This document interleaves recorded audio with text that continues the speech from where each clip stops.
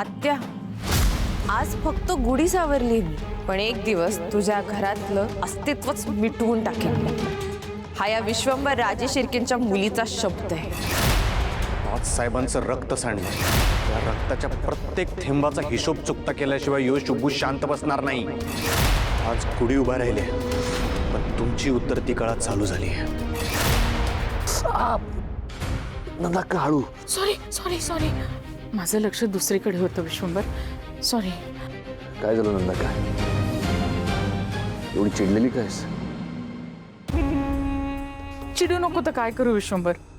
हा, आज इतक्या लोकांसमोर तुला असा जीवे मारण्याचा प्रयत्न केला त्या नराधामानी. अरे काही कळत नाही रे, कोण असेल आणि का केलं असेल त्यांनी हे सगळं.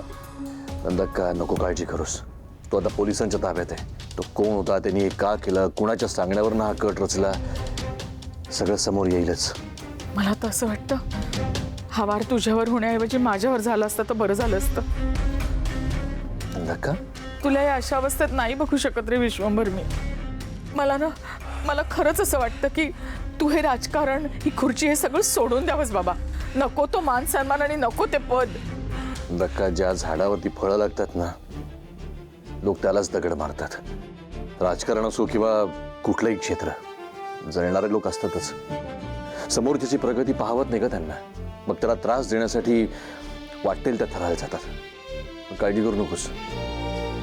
तुझा भाऊ सहजासहजी हार मानणारा नाहीये.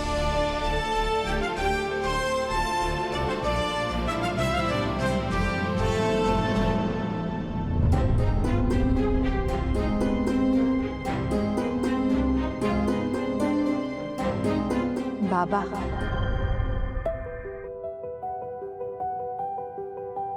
सॉरी.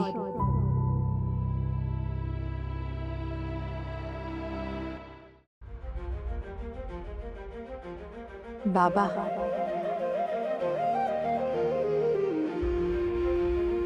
सॉरी. मी आजवर खूप त्रास दिला तुम्हाला. खूप नको नको ते बोलले, पण तुम्ही माझ्यासाठी केवढं काही केलंय. ह्या घरात वाढवलं, लहानाचं मोठं केलं, आणि आज तर तो वार माझ्यावर होऊ शकला असता, पण तुम्ही हातात तो चाकू धरलात आणि वार थांबवलात.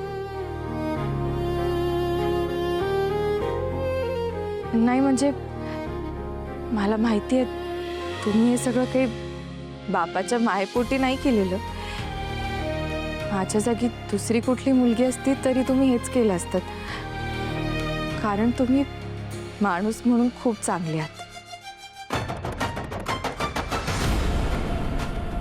मी पण प्रॉमिस करते, इथून पुढे तुम्हाला मान खाली घालायला लागेल असं काही वागणार नाही.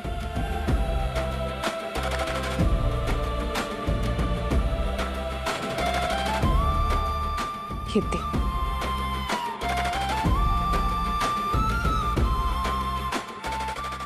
श्रावणी, तू या खेळात खूप नवीन आहेस. या सगळ्या ड्रामानी तू काहीच साध्य केलेलं नाहीयेस. अगं, जेव्हा तुझी आई माझ्यासमोर उभी राहू शकली नाही तेव्हा तू काय चीज आहेस? तू तर माझ्यासाठी एक माशी आहेस जी मी कधीही चिरडू शकते.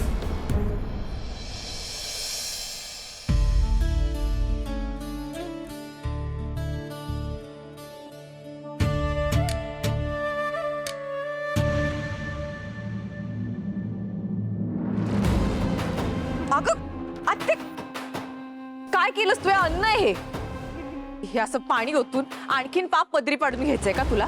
पाप पुण्याच्या गोष्टी तुझ्या तोंडात शोभत नाहीत श्रावणी. ही तुझी लायकी आहे. आज बापापुढे फार गोडगोड बोललीस ना. मला कळलं नाही तू असं का केलंस ते, पण एक गोष्ट मात्र चांगली केलीस की तू त्याची माफी मागितलीस. किमान तुला तुझी जागा तरी कळली. माझी जागा आणि लायकी दोन्ही कळल्यात मला. ज्यांची माफी मागितली ना त्यांचा अंश आहे. या घरची लेक आहे मी.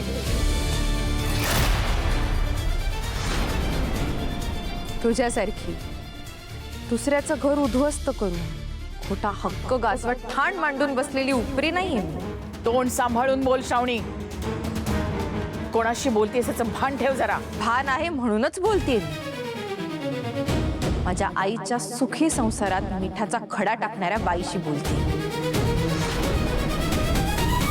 माझी आई बिचारी साधी भोळी होती, घरादारावर प्रेम करायची, पण तू तिच्या चारित्र्यावर शिंतोडे उडवलीस, नाव खराब केलंस तिचं. बाबांच्या मनात तिच्याबद्दल विष सुद्धा तूच कालवलंस.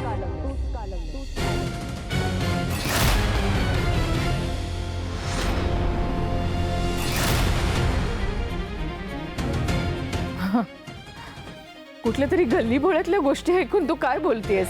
अशा कथांना काही आधार नसतो श्रावणी. कथा तर तू रचल्यास ना. माझे बाबा आणि शिरीष घाणेकर हे चांगले मित्र होते. माझी आई आणि शिरीष घाणेकरांमध्ये फक्त भावा बहिणीचं नातं होतं, पण तू त्यांच्या नात्याला कलंक लावलास. ही कोणाचंही पाप नाहीये, ही माझ्या आई बाबांच्या प्रेमाचं प्रतीक आहे, हे कळलंय मला. आणि हे सत्य आता मी लवकरच बाबांना सुद्धा पटवून दे.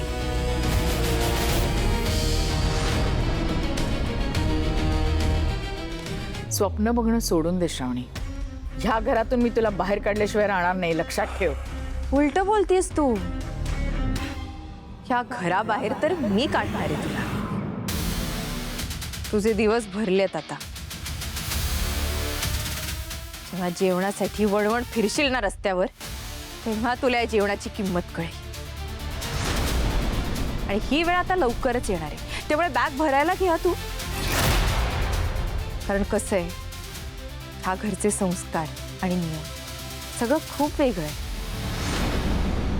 आणि तुझं हे असं वागणं खूप वेगळं. ज्या घरात माणसांचा आणि अन्नाचा अपमान केला जात नाही, आणि जर तसं कोणी केलं तर ते मी खपवूनही घेणार नाही.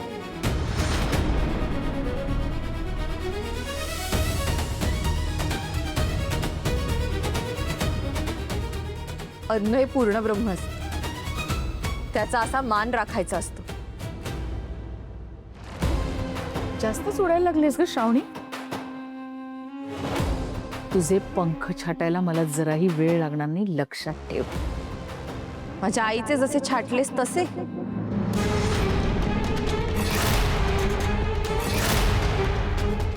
बिचारी माझी आई कमजोर पडली, पण मी तशी नाहीये. मी लेक आहे तिची, वाघीण आहे मी.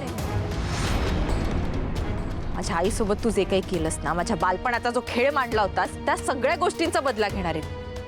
तू पेरलेल्या काट्यांवर नाही तुलाच चालायला लावलं ना, तर नावाची श्रावणी नाही.